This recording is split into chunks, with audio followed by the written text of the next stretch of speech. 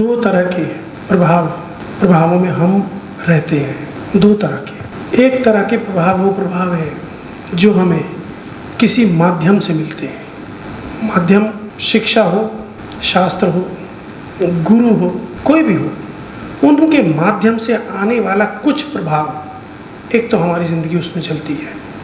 आप पाएंगे, अगर थोड़ा खोजबीन करेंगे, मानसिक मंथन करेंगे, करना चाहिए ओशो के सन्यासियों को, आप पाएंगे कि वो ये प्रभाव उस तरह के हैं जो मानसिक तल पर हमको आंदोलित करते हैं, थिंकिंग के तल पर। एक तो ये प्रभाव है जो किसी माध्यम से हमको मिलते हैं।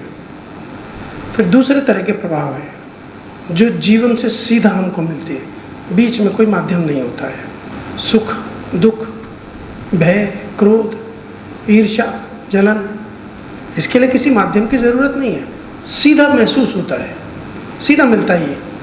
आप समझेंगे तो पाएंगे कि ये प्रभाव सीधा चोट करता है यहाँ दिल पर। दिल के माने इमोशन में।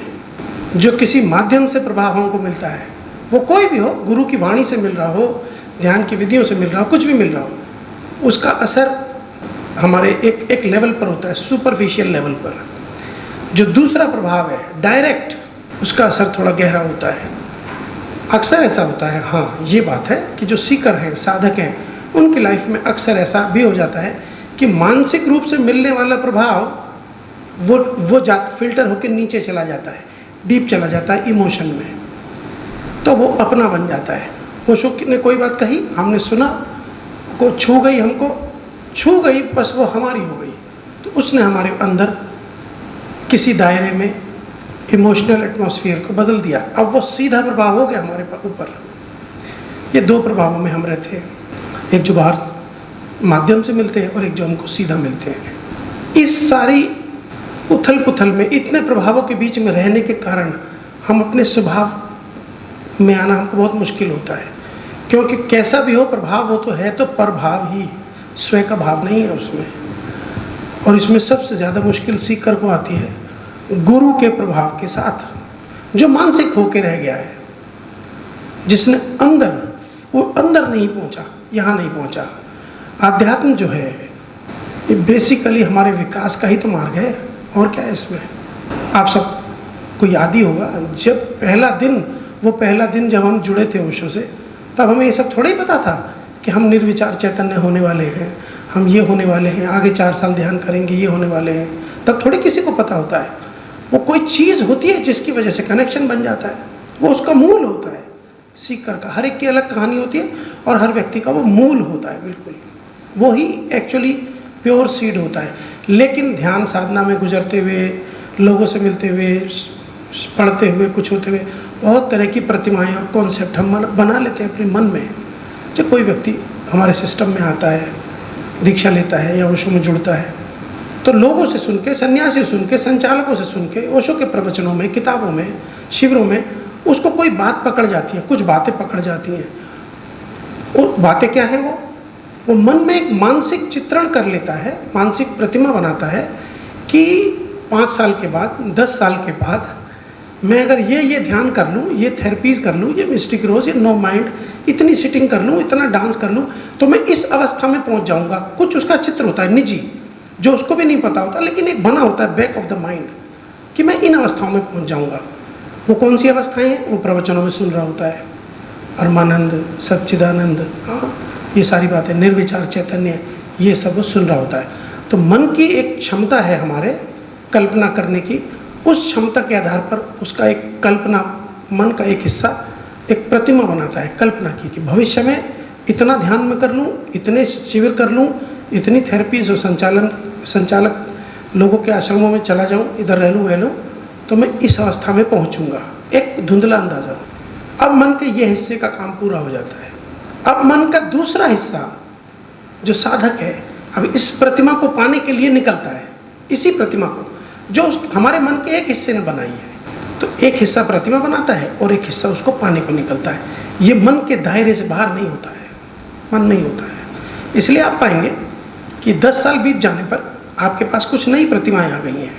आप ये पाएंगे कुछ नई प्रतिमाएं कि अभी ये नहीं हुआ है, अभी तो मैं 2 घंटे रीढ़ सीधी करके नहीं बैठ पाया हूँ, ठीक है, अभी तो वो ये तो अचीवमेंट आई नहीं कि 2 घंटे, अभी तो निर्विचार चैतन्य नहीं हुआ, अभी तो 10 सेकंड भी निर्विचार नहीं हो पाता है, अभी तो डिस्कोर्स सुनते हैं कहीं बह जाते हैं। ये सब नई प्रतिमाएं बन रही होती हैं। और एक्चुअली ध्यान होता ये है, ध्यान होता है कि जो मेरे चारों तरफ है, जिसमें मैं जी रहा हूँ, जो भी मैं कर रहा हूँ, जो मैं खा रहा हूँ, पी रहा हूँ, निर्णय ले रहा हूँ, सो रहा हूँ, उठ रहा हूँ, बैठ रहा हूँ, बरत रहा हूँ, संबंधों के साथ वहाँ मैं क्या हूँ, ये होता है ध्यान। इसका अवलोकन करना, इसको संवेदनशीलता से समझना, देखना और महसूस करना, इससे एक प्रकार का सजगता और विवेक पैदा होता है। इससे होता है पैदा। हम रीढ़ सीधी करके 2 घंटे नहीं 4 घंटे भी बैठ सकते हैं, ये सिर्फ अभ्यास की बात है। अरे अभ्यास करने से नट रस्सी पे चलना सीख लेता है, 2 पहाड़ों के बीच बनी हुई ये रीढ़ सीधी करके बैठना क्या चीज़ है। और आप जाइए हरिद्वार, आप जाइए ऋषिकेश, हिमालय में, वो घंटों बैठे हुए योगी, कितना ओशो ने लताड़ा है प्रवचनों में। क्यों लताड़ा भाई? वो भी तो रीढ़ सीधी करके बैठे हुए हैं। उनके मन में क्या चल रहा है ये किसको पता?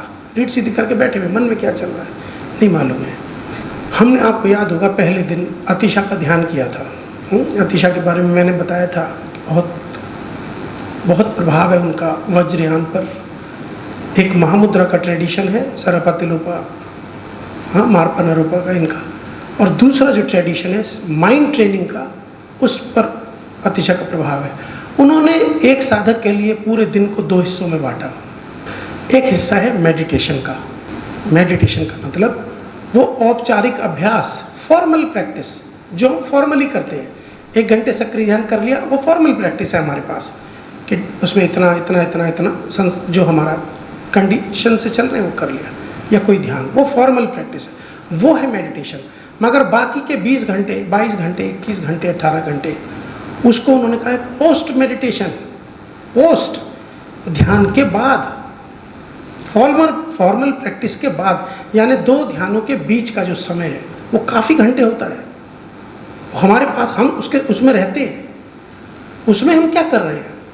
1 घंटे में या 2 घंटे में हम बैठे, हमने कुछ सजगता पाई, कुछ चीज़ें हमारे भीतर संतुलित हुई, कुछ हमारे भीतर कुछ अरेंज हुआ, लेकिन बाकी 20 घंटे में सब वापस। इतना बड़ा समय है वो, कौन हम उसमें कहाँ हम विचार कर रहे हैं इन बातों का। मेडिटेशन और पोस्ट मेडिटेशन ये बहुत ज़रूरी है। इसीलिए गुरुजीएफ ने कहा, मैं नहीं मानता ये आंख बंद करने का ध्यान, खुली आंख का ध्यान होना चाहिए। खुली आंख का मतलब है कि खुले आंख से जो मैं ज़िंदगी जी रहा हूँ, ठीक है, नई भाषा में आप कहें, माइंडफुलनेस में इसको समझे, तो आप कैसे एग्जिस्ट कर रहे हो लाइफ में। आंख बंद करके ही कर रहे हो 2 घंटे, बस वही जीवन है आपका, बाकी 22 घंटे नहीं है आपका जीवन।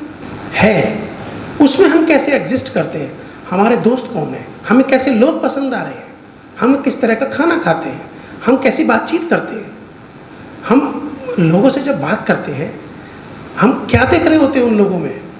हमारा संबंध पैसे के साथ, सेक्स के साथ, पावर के साथ क्या है, ये सब है खुली आंख का ध्यान। बुद्ध ने इसको कहा है विवेक। ये सारा जितना भी उपक्रम है हमारा, ध्यान की विधियाँ, हमारे प्रवचन सुनना और जो भी है, ये इस विवेक को जगाने की प्रक्रिया है।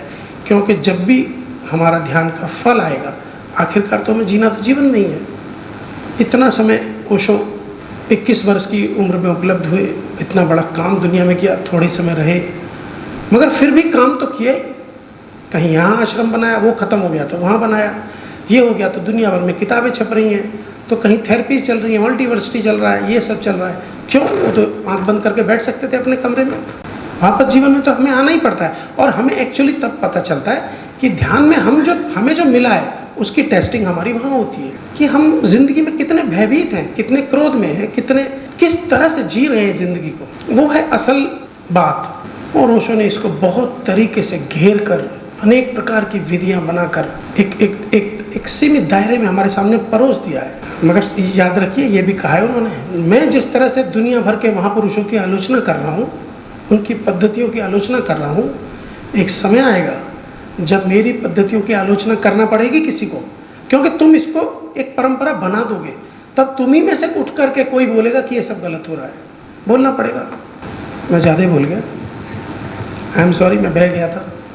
ये सब बातें हैं जो कैंप में क्या होता है कि थोड़ा समय होता है, टाइम नहीं होता है, अभी मेडिटेशन लगे हुए हैं सब, आपको रेस्ट भी करना है और फिर सब चल, इतना समय तो होता नहीं है। ओशो थे, जब कोई गुरु मौजूद होता है, आप इसको बहुत अच्छी तरह से, मुझे ओशो ने बहुत जगह बोला है, ज़्यादातर इंग्लिश में बोला है, हिंदी वालों में उतना प्रैक्टिकल मुझे नहीं, कम आया है नज़र, है बहुत अच्छा, प्रैक्टिकल उतना नहीं है जितना अंग्रेज़ी के उसमें है।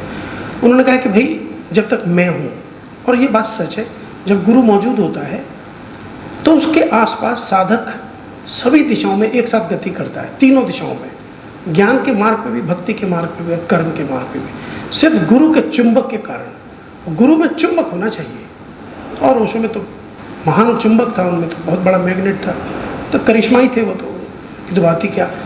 उसके किसी ऐसे व्यक्ति के आसपास रहने में साधक बहुत तेज़ी से गति करता है, मगर जब वो चुंबक चला जाता है, चुंबक हट गया, मगर उसकी बातें रह गई, किताब रह गई, उसकी विधियाँ रह गई, उसकी जगह रह गई जहाँ वो बैठता था, उठता था, पानी पीता था, ये सब रह गया।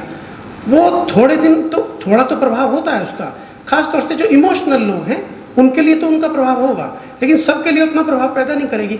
और 50-100 साल के बाद किताब प्रभाव पैदा ही नहीं करती। कहाँ बुद्ध की किताब प्रभाव पैदा करेगी? अभी नहीं करती। तो उन्होंने कहा है कि जब तक मैं हूँ तो ठीक है, मेरे जाने के बाद तुम्हें बहुत प्रयास करना पड़ेगा। और ये भी कहा है कि भाई करते रहना, तब तुम कुंडलनी सक्रिय और नटराज ध्यान, जब तक मैं हूँ तो मेरी ध्यान की विधियाँ काम कर रही हैं, इस ढंग से डिज़ाइन है वो सारी। हम ये नहीं कह रहे कि ये विधियाँ अब काम नहीं करेंगी, ये नहीं है इसके पीछे, लेकिन ये इतना सिंपल भी नहीं है कि किसी एक बात पे हम डिपेंड हो जाएं। पूरी दुनिया को ओशो ने खोल दिया है हमारे लिए, आध्यात्म में जो जो मौजूद है हमारे काम का सब खोल दिया है। कभी हम लाओ त्से का प्रवचन सुनते हैं तो हम कभी मीरा का सुनते हैं, सभी जगह का खोल दिया है। तो हमें भी इतने खुले रहना चाहिए, हमें भी उतना ओपन होना होगा और देखना होगा कि भाई कहाँ पर मेरा एक ट्यूनिंग बन रहा है। दरअसल क्या है, आखिर में बहुत फिर ये कहानी बढ़ जाती है। अध्यात्म चूँकि हमारे आत्म विकास का एक जरिया है, आध्यात्मिक मार्ग जो है, और इसमें 3 रास्ते हैं, 3 तरह से। ज्ञान मार्ग है, ध्यान मार्ग कोई नहीं है, ज्ञान मार्ग है। मार्ग वो ज्ञान का है, ध्यान उस पर उपादेय है, ध्यान उसका साधन है। ध्यान के माध्यम से हमें कोई चीज़ हासिल होती है जिसको शास्त्रीय भाषा में ज्ञान कहते हैं। शास्त्रीय भाषा में, रोज़ रोज़ की भाषा में, वो रोज़ रोज़ जिंदगी जीने का गुर है। कोई भी आप कैसे प्रेम से उठते बैठते हो, कैसे खाना खाते हो, किस तरह से सोते हो, किस तरह के लोग आपको पसंद आते हैं, जो भी मैंने कहा बिल्कुल प्रैक्टिकल, बिल्कुल जो कहीं दूर ही नहीं है हमसे, उसका कोई गुर मिल जाए आपको, उसके सूत्र मिल जाए, वो ज्ञान। शास्त्रीय भाषा में उसका नाम ज्ञान। फिर भक्ति है और फिर कर्म है, ठीक है। ये उनके अलग अलग फिर हैं। भक्ति में फिर 9 तरह की भक्ति होती है, नवदा भक्ति है, 9 उपादान है। कर्म में फिर 3 तरह के कर्म होते हैं, संचित कर्म, संचयमान, प्रारब्ध, ये सब, ये वो शास्त्रीय डिस्क्रिप्शन है। अब क्या होता है कि हमारे अंदर ये तीनों चीज़ होती है, संभावना इन तीनों की, क्योंकि हम में बुद्धि भी होती है ध्यान के लिए, इमोशन भी होता है भक्ति के लिए, और हम में एक्शन भी होता है कर्म के लिए। ये गट, ये नाभि, ये तीन लेवल हैं हमारे, ये तीनों होते हैं, मगर ये तीनों हमें संतुलित नहीं होते, हम किसी एक की तरफ झुके होते हैं ज़्यादा। तो जनरली आप ओशो के प्रवचनों में अगर आपने सुना हो कि ध्यान की आत्यंतिक अवस्थाओं में ध्यानी भक्त हो जाते हैं, भक्ति वाले ध्यान में आ जाते हैं जब आखिर में होते हैं। इस वजह से होता है कि जिसके पास जो है वो तो है ही है, अध्यात्म उसके उस अंग को बढ़ाएगा जो विकसित नहीं है। ध्यानी व्यक्ति का दिमाग, बुद्धि तो तेज ही है, उसका इमोशनल हिस्सा जो है, भक्ति वाला हिस्सा, वो डाउन है।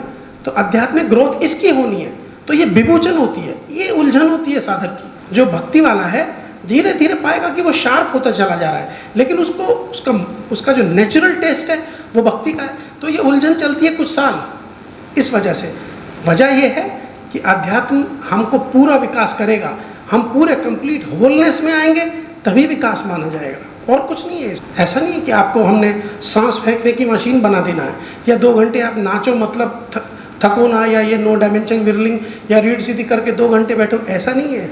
इसका राज मामला दूसरा है कि जीवन जीने की प्रैक्टिकल जो चीज़ है वो हाथ लग जाए, और फिर उसके लिए काफ़ी ओपन रहना पड़ता है। ये पीछे की कहानी है, आगे तो बहुत कुछ है।